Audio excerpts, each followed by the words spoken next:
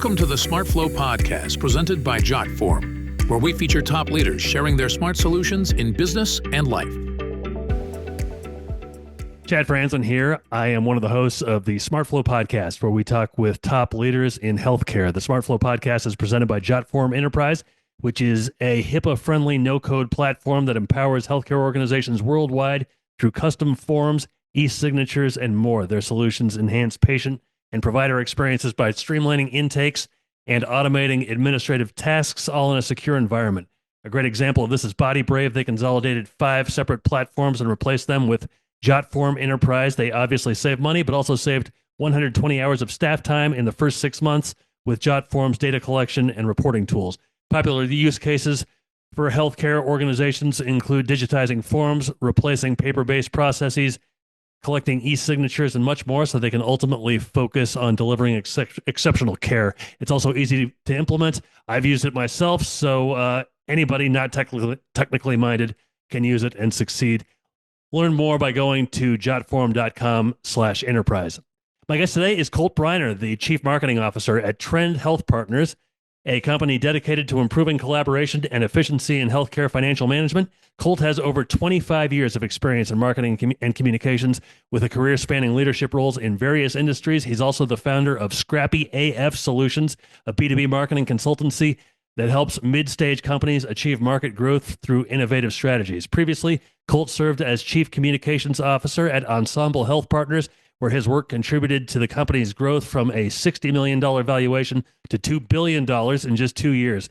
In addition to his executive roles, Colt is an accomplished author and speaker. His book, The Race to Relevance, A New Paradigm for Business and Personal Success, explores how purpose-driven organizations can achieve sustainable growth while creating meaningful impact. He also serves as a guest lecturer for MBA programs at Sonoma State University and UC Irvine, and it's great to have him with us today. Hey, Colt, thanks so much for joining me. How are you? I'm all right, man. I'm going to shorten that bio up. No, that was all my research. It's Cool. it's Well, great to thank have you you for today. that. Thanks Yeah. so much for joining me. Good to be with you. Hey, tell me a little bit about your journey into marketing and kind of how it led you to your current role at Trend Health Partners. I've only ever been with very young companies, wearing many hats, right? Part of the founding team of several different companies, and just consistently fell into what were sort of evangelism related roles, trying to create visibility for the solutions that we were bringing. And it really crossed a lot of things from product marketing to actual marketing to even product development, UI design, et cetera. So like, there's a lot of things about the role that sort of evolved. And then as the companies matured, the role sort of tightened into specifically a marketing leadership role. So when you say kind of evangelizing roles, what do you mean by that? Well, just roles that would be about creating visibility for the impact that the company's trying to make in the industry, the solutions that they're bringing to do that, the people who are involved, just advocating for everything that I was a part of. And then you, as I mentioned, you were a founder of Scrappy AF Solutions. Tell me a little bit about that. How did that come about? Scrappy AF came about because every time I was in a role where I was responsible for marketing, the instruction I got was, hey, Colt, go capture a bunch of market share from these billion-dollar industry incumbents, and you don't have a budget. So, just continued to have to find really creative ways to grab market share from deep-pocketed competitors. And I became Scrappy in that process, and Scrappy AF was a natural outcome. How would you say it kind of differs from maybe a traditional marketing agency? Well, I find that traditional marketing agencies, while they do great work, can be pretty pricey, and younger organizations can't necessarily afford that like $25,000 a month engagement, and yet they still need to gain traction, put opportunities into the top of pipe, and succeed in creating brand recognition. So it was really, how do we get all that to happen without spending the dollars? So, creative tactics and very clever execution really became the ways we would get that done. As I mentioned, you were the Chief Communications Officer at Ensemble Health Partners. How did that shape your views on purpose-driven business strategies? Wow. I would say it really was the foundation for me becoming a disciple in the Church of Purpose.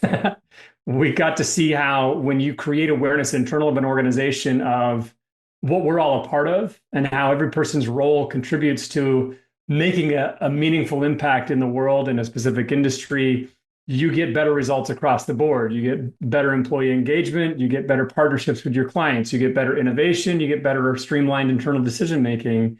Everything just got better. I mean, we had lots of great things going for us, but purpose added a catalyst that really catapulted what we were able to achieve.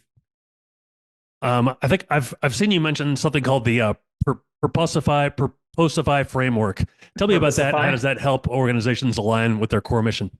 Yeah, the Purposeifi framework is really is born from not only what I was able to observe by working from Ensemble, but subsequent to that, sort of as a disciple in that church of purpose, reading the books, going to the lectures, taking the courses, participating in the workshops, and over 100 different executive interviews, created what I call my Indiana Jones's journal to get to that holy grail of purpose in business.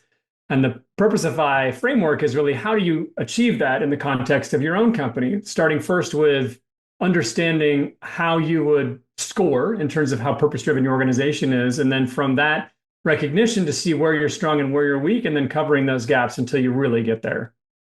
You wrote the book, The Race to Relevance, where you advocate for purpose-driven success. What prompted you to write that? Purpose in business has become a personal goal for me. I want to help organizations really make that transition from being driven exclusively by profit and revenue to being driven by the impact that they seek to create in the world. So writing a book to help businesses understand how to do that became the obvious next step. I really see it as if we're really trying to attract talent and create to replace the promise of career that has been eroded over the last 30 years, we need to find something else to put into that space where it used to be the space was filled with, well, you'd have security of your job, you'd have security of your healthcare, you'd have the ability to buy a house, raise a kid, maybe afford their college education, have a livable retirement. All these things have basically been eroded out of the career equation for the last 30 years. And we haven't looked at something that would replace it. To answer the question, what the hell am I doing this for? Mm-hmm. So purpose became for me the answer to that question. And that was why we wrote the book. Do you think a purpose and being motivated by revenue can go hand in hand? Or is purpose clearly, should that take precedence? It's a really good question. What I have observed is if you pursue purpose because you want to improve your business results, you can run into significant trouble. If you pursue purpose because it's what, hand over your heart, you're going to work for every day and you're leading a company for every day and you want to achieve with your life, then the business outcomes will flow naturally. That makes sense. Yeah, sure. So I've seen that you talk about 6 alternative measures of success. Can you kind of talk about those? Yeah, well, this would be things like, how are you doing in terms of retaining the people who you attract? When you're talking about the impact that you wanted to create in the world, is that what you see at the top of your quarterly reports, or are you seeing, revenue and EBITDA, right? So the ways that you would measure one company's success in terms of how they're achieving or manifesting their vision of purpose in the world will depend on what company it is and what purpose they're pursuing. But you have the right idea with that. Now, I have a framework that I use, which you can find on my website, a framework to help score where you are in terms of how purpose-driven your company actually is. That would be the best first measure to go for because it's an eye-opener, right? Like, I mean, I didn't know that these were things I needed to be thinking about, and I didn't recognize that I was potentially scoring so poorly. Yeah, very, very interesting. So tell me about Trend Health Partners and what you do there, what kind of like a daily day-to-day looks like for you. Yeah, sure. Trend is a company that really impresses me. I stepped down from the CEO role for Scrappy to just a kind of a principal advisor's role so that I could really dedicate myself to supporting Trend. There's, this back office of American healthcare industry is kind of a rock that I tell no one to turn over because no one really should be looking at that. It's kind of a horrific nightmare. The interchange between payers and providers in American healthcare there's terrible inefficiency and so much friction and abrasion that's back there. And for the most part, the vendors that operate in that space sort of act as arms dealers, if you will, either providing people or technologies to the payer organizations, that would be the insurance companies, or providing technologies and people to the provider organizations, that'd be the hospitals and health systems. And they go to war. The thing that I was attracted to Trend was they have decided to forge a very new path. Instead of supporting one side or the other in this adversarial framework, what they've done is they've created a collaborative model that's based on transparency of data and information, and then coming to one table, looking at a common platform to have a more efficient interchange between the two sides. And I think that this has the potential to truly be revolutionary in the industry. And it would have taken something that significant to draw me away from Scrappy. And I would say they've certainly hit that bar. What prompted that collaborative model? You'd think that would have been done by now. You would, but as I tell my son Adrian, if you want to achieve meaningful success, you have to first of all do something that's very hard. Mm. And this certainly qualifies. In the payer provider space, the adversarial model has been in place for a long time. The walls have been thick and high. The impression that one side has of the other, both sides have of each other, is pretty bad.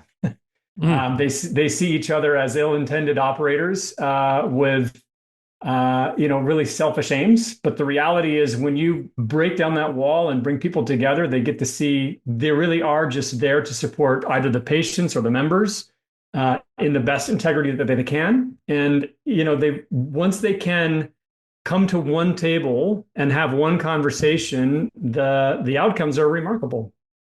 What would you say are maybe some of the biggest challenges that you see in healthcare financial management? Well, certainly the adversarial model is one. The sharing of data is two. It's difficult to share data in this space. We've got privacy protections and other legislative measures that can make that challenging. And then three is probably the inherent sort of fee-for-service structure that American healthcare operates on, right? So our structure arguably creates what you might think of as incentives that are opposed to each other between the payer organization and the provider organization.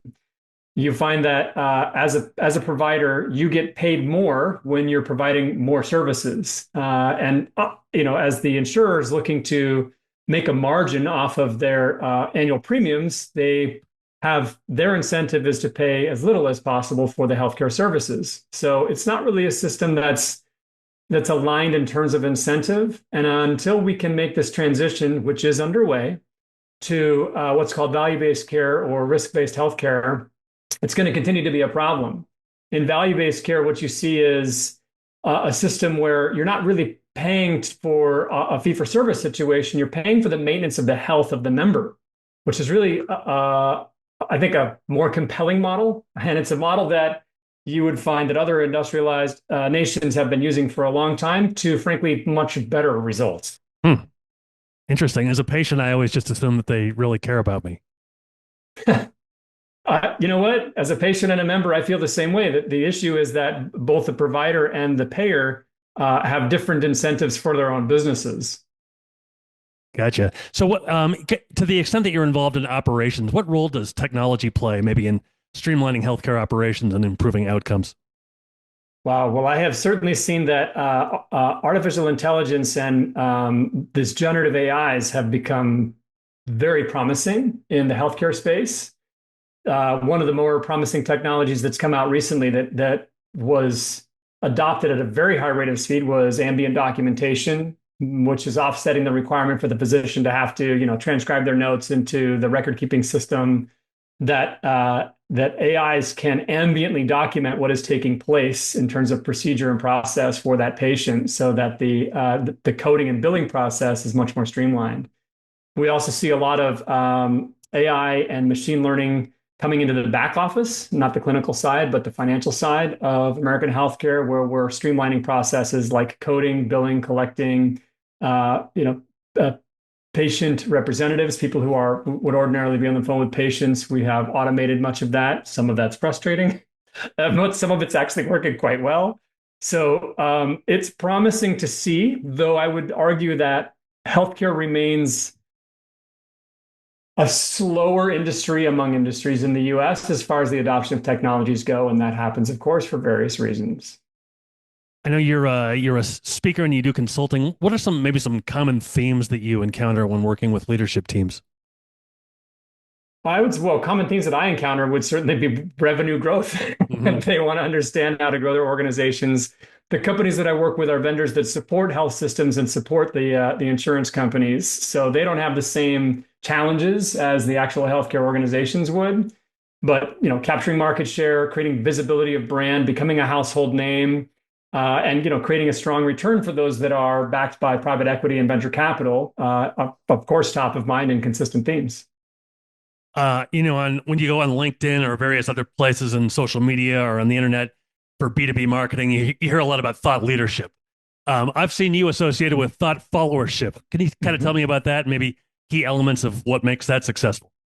Well, I'll first say that I think thought leadership is a great strategy. It works quite well, especially if you execute it well. And you're creating these days, if you're creating content that bots can't create, you can still do well. Hmm. Is thought followership basically takes the idea of thought leadership, flips it on its head, rather than you showcasing the expertise that exists within your own organization, right? Articles, white papers, infographics from your thought leaders. You're going to flip that around and then feature the intelligence that exists in organizations that you're ultimately trying to get into relationship with. So take your target list and look at who are the leaders in those organizations, and do they have valuable insights, revelatory information, key content, tactics, guidance, best practices, executables that might be meaningful in a dialogue that you as a brand can own? So you become the brought to you by brand that is facilitating some critical conversation in your industry and using that as a platform to provide an opportunity for those people, the people who you're targeting, to bring their voice to that very important conversation. So you're going to get kind of a 2-for-1 out of that. You get a great flow of content with good insights coming from the people who are participating, but you also, just by nature of the interviews that you're going to have, build relationships with those people that you can parlay into conversations about partnerships. Yeah, yeah, very nice. So you've been an executive, and you've been an entrepreneur. Are there lessons that you learned from maybe that entrepreneurship experience that you bring to your executive role now? Yeah, sure. I have learned a few things in that role. The speed of delegation was a key.